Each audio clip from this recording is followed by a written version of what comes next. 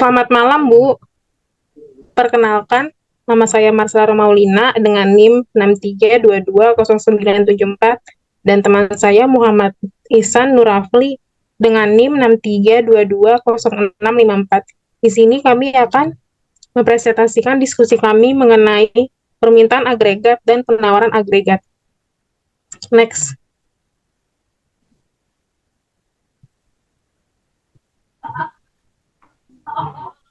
Soal yang pertama, analisalah kurva di samping. Apa yang menyebabkan kurva tersebut bergerak dan apa hubungannya dengan tingkat harga serta pendapatan nasional?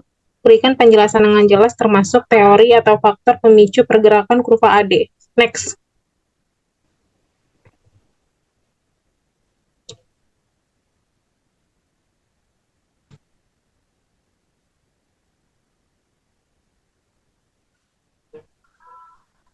Kurva AD selalu merupakan suatu garis yang menurun dari kiri atas ke kanan bawah. Artinya semakin rendah tingkat harga, semakin besar permintaan agregat yang terwujud dalam perekonomian. Sifat kurva AD menurun ke bawah ini disebabkan beberapa faktor. Yang pertama, tingkat harga dan pengeluaran rumah tangga.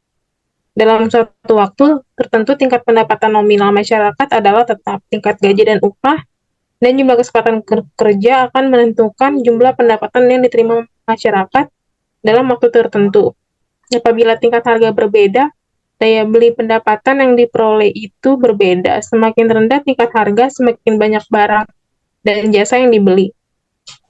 Atau yang disebut akan semakin meningkat apabila harga semakin rendah. Next. 2. Tingkat harga suku bunga dan investasi. Umumnya, perkaitan yang cukup rapat antara perubahan tingkat harga dengan suku bunga. Apabila harga stabil atau tingkat inflasi sangat rendah, suku bunga akan berada di tingkat yang rendah. Semakin tinggi inflasi, suku bunga semakin tinggi. Terdapat perkaitan yang rapat pula di antara suku bunga dengan investasi, yaitu semakin tinggi suku bunga menyebabkan penurunan dalam investasi. Pemerosotan investasi menyebabkan pengurangan pengeluaran agregat.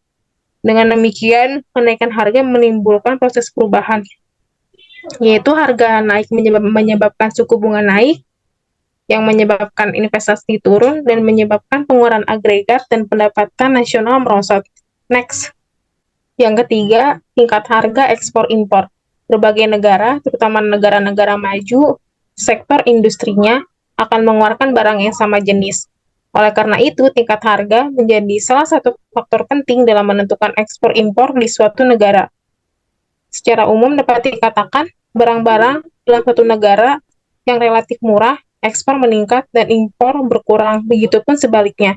Apabila barang-barang relatif mahal, ekspor merosot, impor meningkat.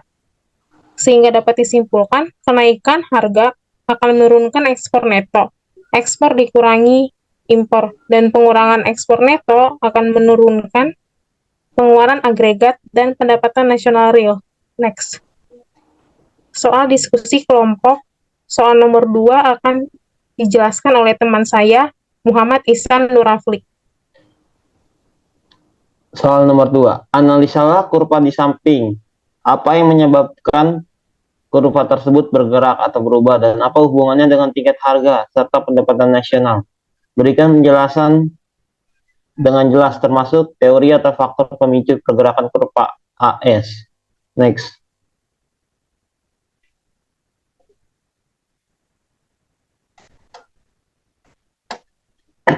Pada tingkat pengangguran yang masih tinggi, kurva penawaran agregat AS relatif landai. Maksudnya penambahan produksi nasional dapat dilakukan perusahaan pada harga relatif tetap karena tingkat penggunaan barang modal belum mencapai kapasitasnya yang optimum. Upah masih relatif tetap. Tahap ini dicapai pada bagian AB dari kurva AS. Dari titik B hingga titik C, yaitu titik pada garis tegak pada tingkat kesempatan kerja penuh. Kurva AS bertambah tingkat kenaikannya sebab pengangguran sudah semakin merosot dan kapasitas pabrik sudah mencapai optimum. Sesudah tingkat kesempatan kerja penuh, kurva AS keadaannya semakin tegak.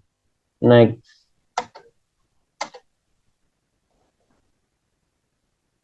Bentuknya yang melengkung ke atas berarti semakin tinggi tingkat harga, semakin besar jumlah barang yang diproduksikan dan ditawarkan para pengusaha. Dua penyebab kurva AS melengkung ke atas. Satu, ciri-ciri fungsi produksi. Dua, ciri-ciri pasaran tenaga kerja.